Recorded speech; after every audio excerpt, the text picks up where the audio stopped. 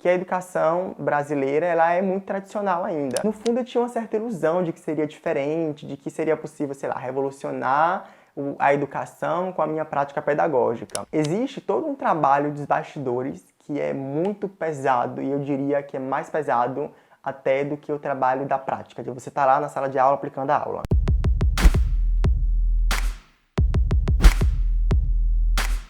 Oi povo, muito que bem, muito prazer, eu me chamo Robert Marley e esse é mais um vídeo do canal. E hoje eu vim aqui falar para vocês sobre 5 lições que eu aprendi como professor iniciante, dando aula para turmas do ensino médio. Pois é pessoal, quem me acompanha aqui no canal tá ciente no rolê. Eu comecei a dar aula de História desde o ano passado, foi quando eu tive meu contato com a sala de aula mesmo, na figura de inicialmente estagiário, estágio obrigatório na faculdade, estava no finalzinho do curso, e depois me formei no primeiro semestre do ano passado e já formei logo empregado, graças a Deus, consegui um emprego bacana, dando aula de História e Geografia. Então, assim, foi um grande rolê na minha vida no passado, que eu aprendi muita coisa. Eu tava como professor iniciante, sem muito repertório, assim, acumulando muita coisa, mas aprendendo em um curto espaço de tempo bastante coisa também. Muitas delas eu compartilhei aqui no canal em vídeos diversos que eu postei, falando sobre tudo que eu tava, assim, tendo contato, o que eu testava e dava certo, o que não dava tão certo assim. Tem muito conteúdo aqui bacana no meu canal, sobre licenciatura, sobre faculdade, sobre história, sobre minha vida também, se você quiser acompanhar outras versões minhas. Aí um detalhe é o seguinte, eu comecei a dar aula virtual, no estágio obrigatório eu estava virtualmente. Imagina que loucura que foi. Mas é porque do contexto da pandemia, quando eu comecei a estagiar na faculdade ainda, era pandemia, então não tinha escola aberta para a gente trabalhar, escola aberta estadual, ainda não tinha voltado de Salvador. Mas logo depois, já formado, eu tive contato com a sala de aula presencialmente, o que foi bem legal também, porque eu tenho duas vivências diferentes, completamente diferentes, que é a vivência do mundo virtual, dando aula nesse ambiente, e a vivência do mundo concreto, real, não que o virtual não seja real também, mas assim, é diferente porque é prática, é olho no olho, sensações, desenrola na hora, tudo que a gente sabe que é um contato presencial, físico mesmo, entende? Então é isso.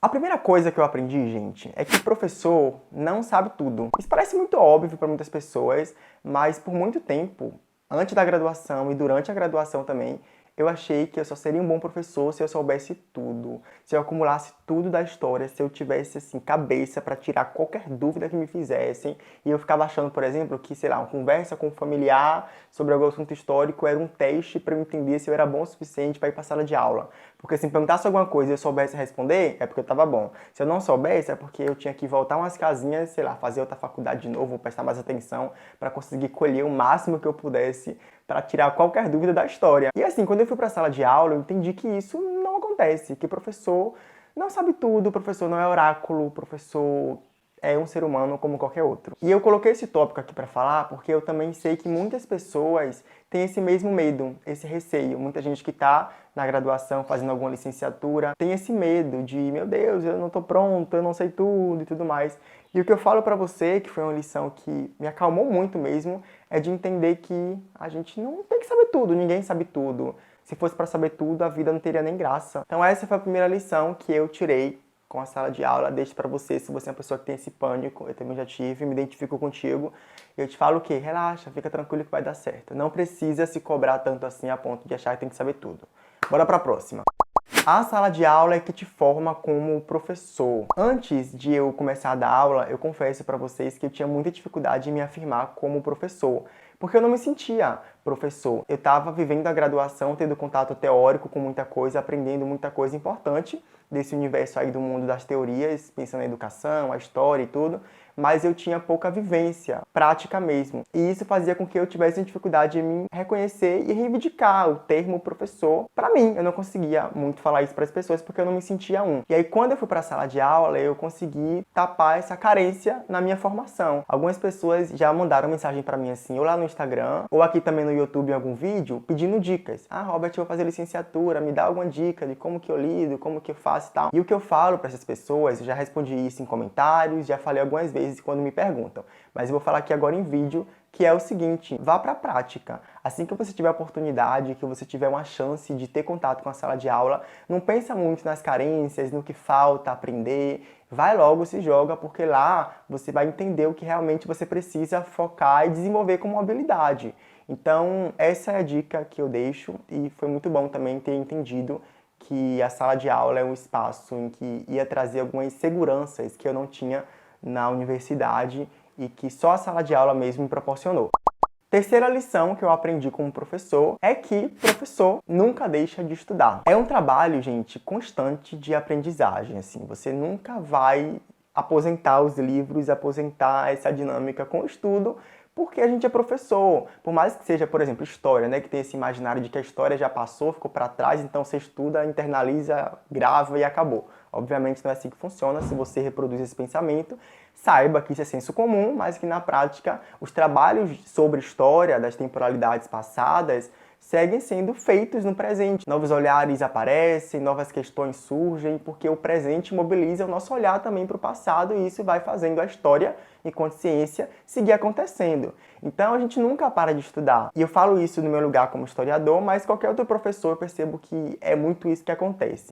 Quarta coisa é que aplicar novas metodologias de ensino é mais difícil do que parece. Eu falo isso aqui, gente, eu acho que de tudo que eu listei pra vocês, isso foi a coisa que mais me surpreendeu. E é estranho pensar porque eu já tinha tido contato com alguns livros, alguns materiais que falavam um pouco dessa dificuldade do contexto da prática mesmo, mas no fundo eu tinha uma certa ilusão de que seria diferente, de que seria possível, sei lá, revolucionar a educação com a minha prática pedagógica. Era um pouco disso, assim, que uma ilusão que você tem antes de ir para a sala de aula, antes de ir para a prática mesmo. Eu tinha comigo isso e eu confesso que foi um baque e uma dificuldade constante que eu tive que trabalhar na minha cabeça de entender que as coisas não são tão simples quanto parecem. A gente, durante a graduação, tem contato com muitas teorias, muitos estudos que apontam para a limitação do modelo educacional do presente, que é um modelo muito arcaico, inclusive, tradicional, enfim, são várias coisas que compõem essa análise para a gente perceber que, em síntese, quer amarrar e dizer isso pra gente, que a educação brasileira ela é muito tradicional ainda. E aí, a gente chega na sala de aula com essa sanha de fazer as coisas diferentes, de modificar muita coisa, de, inclusive, dar aquilo que a gente não recebeu enquanto estudante no ensino básico. Eu lembro que uma vez eu estava lendo o livro de Bell Hooks, e aqui foi uma referência muito importante para mim nesse processo. Inclusive tem um vídeo aqui no canal em que eu comento um dos capítulos desse livro de Bell Hooks, que é Ensinando a Transgredir, maravilhoso. Vou deixar o link aqui desse vídeo embaixo na descrição para você ver depois que acabar esse aqui. É bem legal, eu sou apaixonado por esse vídeo. Mas nesse livro, de maneira geral, não lembro se é no capítulo que eu abordei ou se é em outras partes do livro, ela fala sobre essa dificuldade, que é de você aplicar um modelo de educação transgressor que aponte para a liberdade dos alunos que a gente está tendo contato. E isso hoje faz muito mais sentido para mim, porque eu entendi, vivendo, que os alunos também internalizam esse modelo tradicional. Obviamente, eles estão tendo contato com essa forma de aprender há muito tempo. E como eu trabalhei com o ensino médio, eu acho que isso é muito mais forte, porque são anos e anos tendo contato com a forma de aprender, e quando eles percebem, ou têm acesso a um professor que tenta modificar, que tenta trazer algo de uma perspectiva um pouco diferente, metodologicamente falando, inclusive, gera um tipo de resistência. Então foi um trabalho que eu tive de entender que essa resistência não estava necessariamente ligada com a resistência a Robert enquanto indivíduo, mas sim a essa internalização dessa forma de aprender que é muito limitada. Então eu tive que trabalhar essa frustração ao longo da minha prática de ensino e tirar essa culpa que por vezes ficou em mim, assim, de achar que eu estava falhando em alguma coisa. Inclusive, compra esse livro, gente. Se você não tem esse livro de Bell Hooks, eu super recomendo. Se você faz licenciatura ou se você, enfim, trabalha com educação de alguma forma, eu recomendo demais esse livro de Bell Hooks. Vai abrir a sua mente e vai ser um acalanto também para você perceber os sabores e os dessabores da educação, mas numa perspectiva realista. E a última lição que eu separei para compartilhar para vocês é que ser professor não é só dar aulas. Existe todo um trabalho dos bastidores que é muito pesado, e eu diria que é mais pesado até do que o trabalho da prática, de você estar lá na sala de aula aplicando a aula. Que é o trabalho de você preparar a aula, preparar o material, pensar em dinâmicas, pensar em atividades para aplicar na sala de aula. É um trabalho que consome muito tempo, que não é remunerado, porque a gente é remunerado pelo tempo que a gente está na escola. Só que o trabalho dos bastidores é muito mais forte, pesado e demorado do que esse de chegar lá e aplicar o conteúdo. Mas quando eu falo que ser professor não é só dar aula, é pensando nisso que eu acabei de falar para vocês, mas também em outra coisa, que é o olhar humano para você entender essa realidade. Nós, enquanto professores, estamos lidando com pessoas, com crianças ou com adolescentes, pessoas que estão no processo de formação e que muitas vezes não têm habilidades desenvolvidas para lidar com algumas situações ou com algumas frustrações mesmo da vida, porque estão aprendendo tudo isso e a escola é um dos lugares, um dos espaços em que essa galera está aprendendo a viver. Não só a escola, mas é um dos lugares importantes que contribuem nessa formação. É entender que às vezes existe uma fragilidade ali a ser trabalhada coletivamente e que cabe você suspender uma parcela da aula, alguns minutos, para dar uma palavra de conforto, para trabalhar alguma questão pontual, para lidar com pontos que não estão necessariamente ligados ao seu conteúdo, né, enquanto área mesmo, ali no meu caso a história, mas que você precisa trabalhar porque existe algo maior, assim, voltado para a ética, para a moral, que tem que ser pontuado também em alguns momentos. Então, esse olhar da sensibilidade, da empatia, para entender esse espaço como um espaço muito sensível também, com demandas reais que afetam os estudantes e que nos afeta também como professores, ele tem que estar direcionando o nosso olhar e a nossa prática pedagógica.